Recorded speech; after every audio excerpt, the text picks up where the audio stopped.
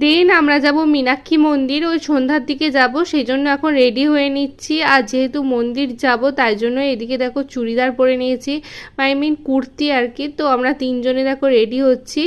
আর যেহেতু আমাদের একটাই আয়না তো একটু সমস্যা হচ্ছিল, বাট কোনো সেইভাবে কোনো প্রবলেম হয়নি আর কি। সো এইদিকে দেখো রেডি হয়ে গেছি, এখন আমরা যাব মীনাক্ষী মন্দির, তারপরে সাইট সিং যাবো, কিছু শপিং টপিংও করে আছে, মানে লিস্টে যা আছে সেগুলো তোমাদের সাথে আমি শেয়ার করলাম। অ্যাকচুয়ালি জানি না কিন্তু যে কোথায় নিয়ে যাবে বা কী। তো এইদিকে রেডি হয়ে গেছে, কিন্তু ভীষণ মুখের মধ্যে দেখতে পাচ্ছ টায়ার্ডনেস, রাত্রে ঘুম না দিলে কিন্তু এই টায়ার্ডনেসটা মুখ থেকে যাবে না। তো চলো এবার হচ্ছে বেরিয়ে যাব আমরা। একবার কি হয়েছিল আমি বলছি।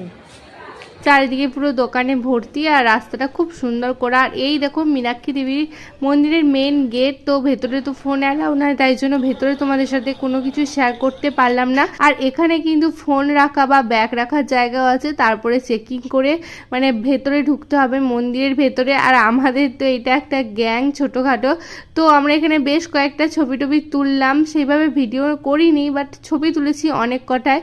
আমাদের ঠাকুর দর্শন করে কিন্তু আমরা বাইরে বেরিয়ে পড়েছি। বাইরে বেরিয়েই একটু কেনাকাটা করার জন্য দোকানগুলোই দেখছিলাম। তবে মার্কেটটায় না একটা জিনিস এত ভালো লাগলো, জিনিসপত্রের দাম কিন্তু খুব কম, সত্যি খুব কম।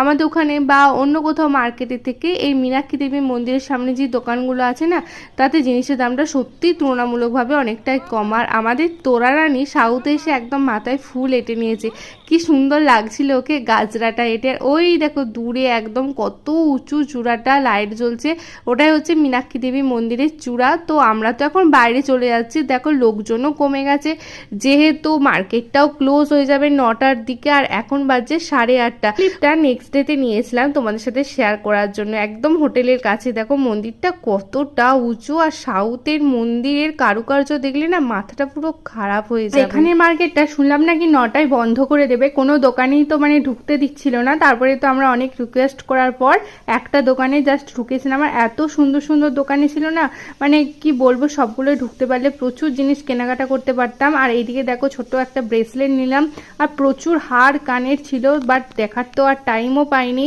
তো সেই জন্য খুব তাড়াতাড়ি করে যেটুকু পেরেছি কিনে তারপরে আমরা দোকান থেকে বেরিয়ে পড়েছি, টাইমও পাইনি। তো যাই হোক টুকটাক কিছু কেনাকাটা করে আর আমরা চলে এলাম। দেখো এখন হোটেলের সামনে যে রোডটা আছে, আমি তো প্রচুর এনজয় করেছি। তোমরা আমার ভিডিও থেকে কতটা এনজয় করেছো অবশ্যই কমেন্টে জানিও। চলো এবার রুমে যাই, রুমে গিয়ে তারপরে ডিনার করব। তো ভিডিওটা এখানেই এন্ড করে দিচ্ছি। তোমাদের কেমন লাগলো ভিডিওটা অবশ্যই কমেন্টে জানিও। ভালো লাগলে লাইক শেয়ার অ্যান্ড সাবস্ক্রাইব করতে একদম ভুলো না। দেখা হবে নেক্সট ভিডিওতে। ভালো থেকো, সুস্থ থেকো। তো আজকের মতো টাটা।